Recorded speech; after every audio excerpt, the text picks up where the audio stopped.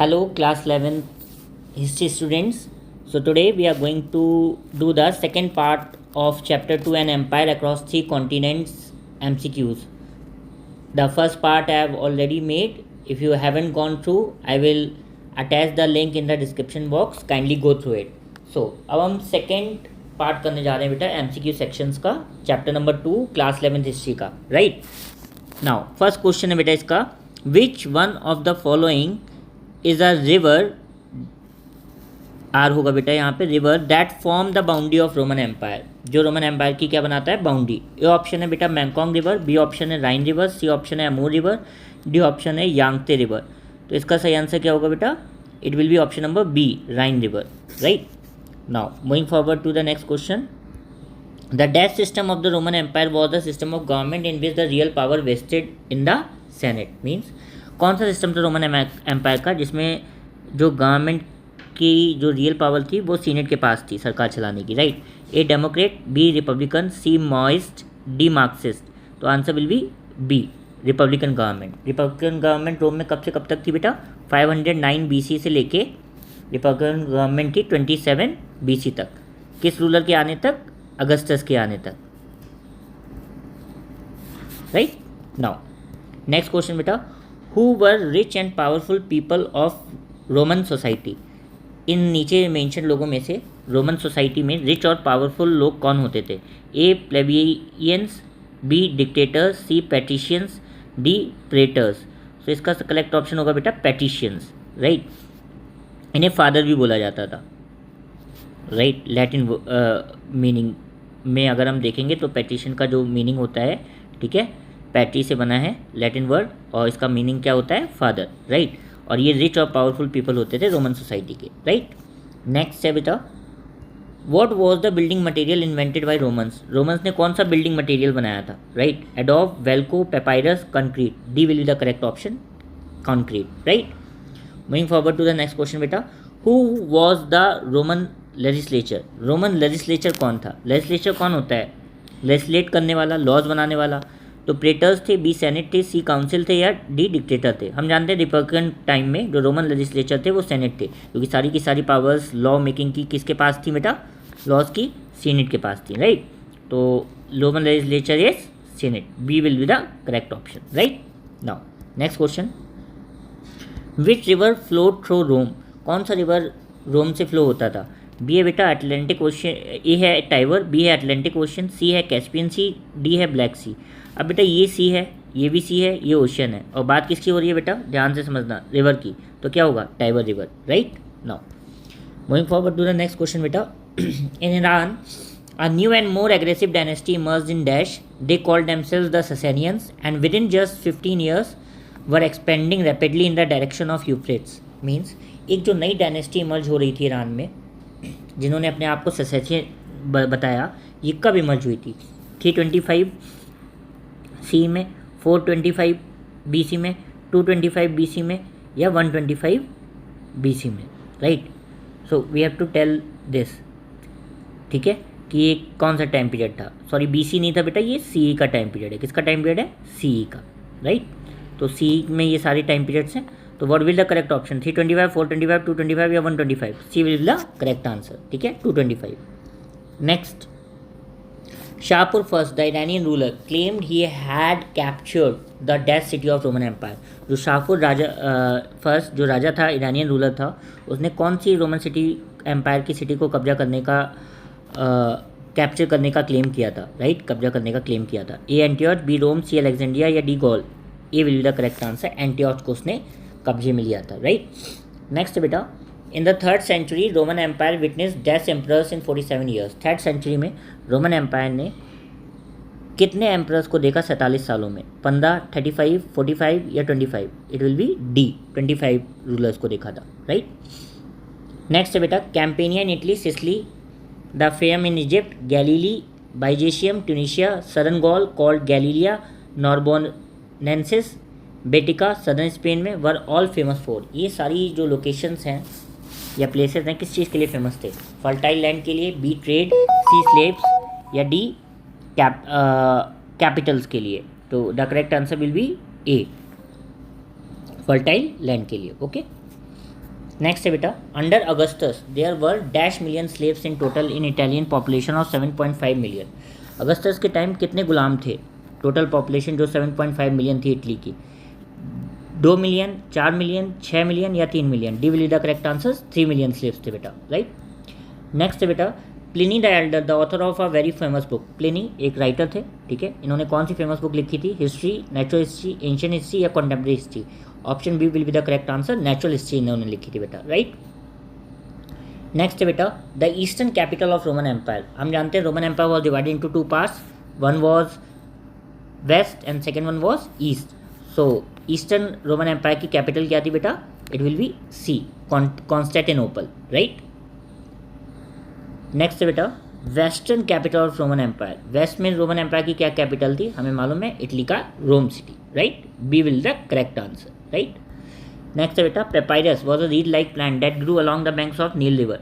याद करिए, मैंने आपको 4 सिविलाइजेशन के बारे में बताया था। उसमें पहली सिविलाइजेशन क्या थी? मिस इजिप्ट की सभ्यता। और इजिप्ट में कौन सा रिवर बहता था? Nile, right. So C will the correct answer.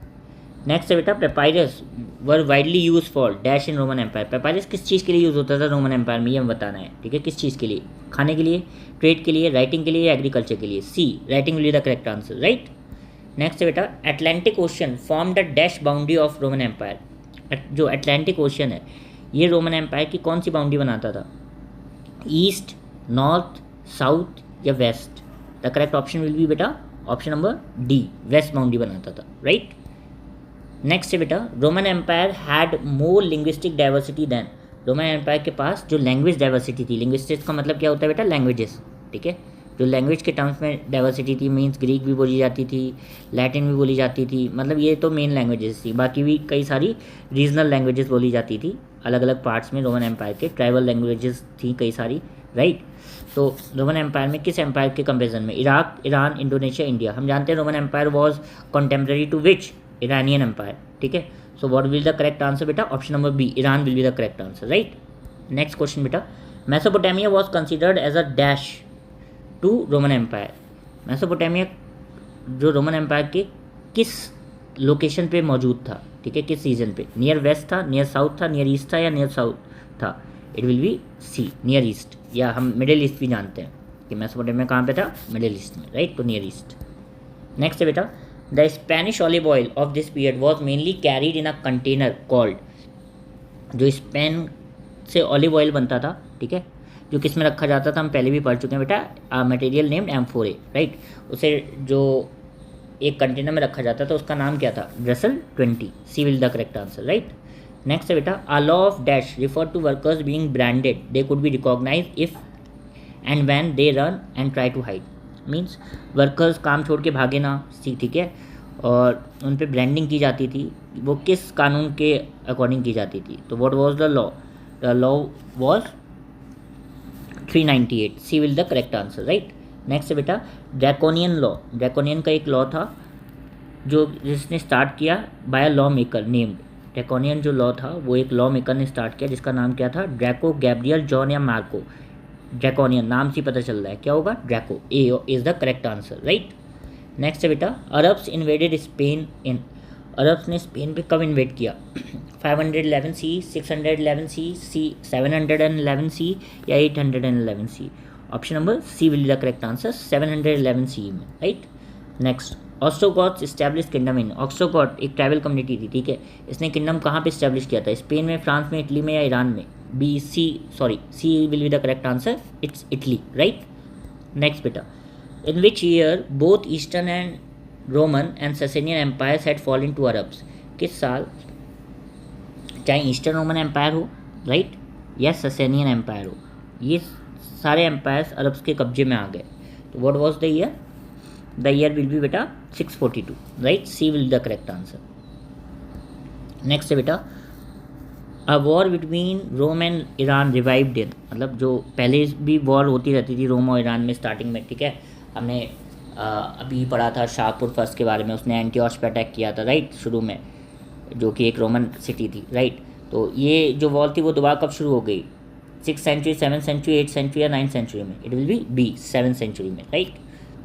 Next, the eastern Roman empire Byzantine lasted up to, ये जो ईस्टर्न रोमन एम्पायर था जिसको हम वाइजेंटाइन एम्पायर के नाम से भी जानते हैं, राइट, ये कब ख़त्म हुआ था बेटा, ठीक है, 1553 में, 1653 में, 1453 में या 1253 में? It will be option number C, 1453 में एंड हुआ था ये, राइट। नेक्स्ट है बेटा, Justinian recapture dash from Vandals. Justinian जो एक रोमन एम्परर था, राइट, इसने वंडल से, जो कि एक ट्राइब्स थे, ठीक है, इससे क्या कैप्चर किया था, कौन सा रीजन कैप्चर किया था? अमेरिका को, ईरान को, अफ्रीका को या साउथ अमेरिका को? ये captured Africa, C will the correct answer, right. Next है बेटा, व्हाट वाज मैपेलिया? मैपेलिया क्या था, ठीक है, mapalia was a house, palace, hut या none of the above? It was a hut, oval shaped हट। कैसी शेप में थी बेटा? Oval shape, right. नेक्स्ट है बेटा, in ancient times the modern Algeria is known by the name. Ancient time में जो मॉडर्न अल्जीरिया है उसे किस नाम से जाना जाता था बेटा? A Numidia, B Umidia, C Sumidia, D Numidia. So what will the correct answer? It's will be D, Numidia के नाम से जाना जाता था, राइट। नेक्स्ट है बेटा, who was Galen in the chapter Roman empire? Galen का नेम हमें मिलता है, ठीक है, इस चैप्टर में, एन एम्पायर अक्रॉस 3 कॉन्टिनेंट्स। अब ये पूछ रहे हैं गैलन कौन थे, ठीक है, और ये भी ना भूलिएगा इन्होंने एक बुक लिखी थी on good and bad diet, on good and bad diet. This was the topic और the book that he has discussed in your book chapter, right. So A historian थे ये, बी राइटर थे, C doctor थे या front office थे? It will be C, doctor थे। On good and bad diet पे इन्होंने लिखा था, राइट। नेक्स्ट है बेटा, in the 4th century of Roman empire the number of army consist of. 4th century के रोमन एम्पायर में आर्मी में कितने सोल्जर्स होते थे? 4 लाख, 6 लाख, 8 लाख या 10 lakh? Option number B will the correct answer, 6 lakh soldiers थे बेटा, राइट। नेक्स्ट है बेटा, Punic and Berber languages were spoken in. Punic और जो बर्बर, ये जो 2 लैंग्वेजेस थी बेटा, ये किस रीजन में बोली जाती थी? प्यूनिक और बर्बर स्पेन में बोली जाती थी, इजिप्ट में बोली जाती थी, नॉर्थ अफ्रीका में बोली जाती थी या नॉर्थ वेस्ट में बोली जाती थी? Option number C will be the correct answer, right. हमें ये भी पता होना चाहिए जो सेल्टिक लैंग्वेज थी बेटा, ये स्पेन में बोली जाती थी। सेल्टिक लैंग्वेज कहाँ बोली जाती थी? स्पेन में, राइट। और हमें ये भी पता होना चाहिए कि जो कॉप्टिक लैंग्वेज थी ये इजिप्ट में बोली जाती थी। मेन लैंग्वेजेस को लेके ये क्वेश्चन भी पूछे जा सकते हैं आपसे, राइट। नेक्स्ट है बेटा, what is the holding capacity of Colosseum? Colosseum क्या होता था बेटा, पहले हम ये समझते हैं। ये एक एम्पी थिएटर होता था, theatre, amphi theatre. Amphi theatre का काम क्या होता था? एक ग्राउंड होता था बेटा, जहाँ पे क्या कहते हैं, पब्लिक आती थी, ठीक है, और यहाँ पे फेस्टिवल्स होते थे या फाइटिंग होती थी वाइल्ड बीस्ट की, राइट, और यहाँ पे लोग गैदर होते थे टू इन्जॉय और टू सेलिब्रेट सम फेस्टिवल्स और ओकेशंस, राइट। तो इस एम्पी थिएटर में या कोलोसम में कितने लोग होते थे इसके नंबर्स बताने। 50,000 होते थे, 60,000 होते थे, 80,000 होते थे या 1 लाख होते थे? The correct answer will be बेटा ऑप्शन नंबर बी, 60,000, राइट। आई होप दैट ये सारे MCQs आपको समझ में आए होंगे। If you have any doubt और any query in any of the MCQs you can pin me in the comment box. Do like, share and subscribe my channel. Share the link of this video with your friends so that they can cover maximum MCQs related to second chapter of class 11th history, an empire across 3 continents. Keep watching my channel, keep recommending it to your friends. Thank you everyone, have a very good day.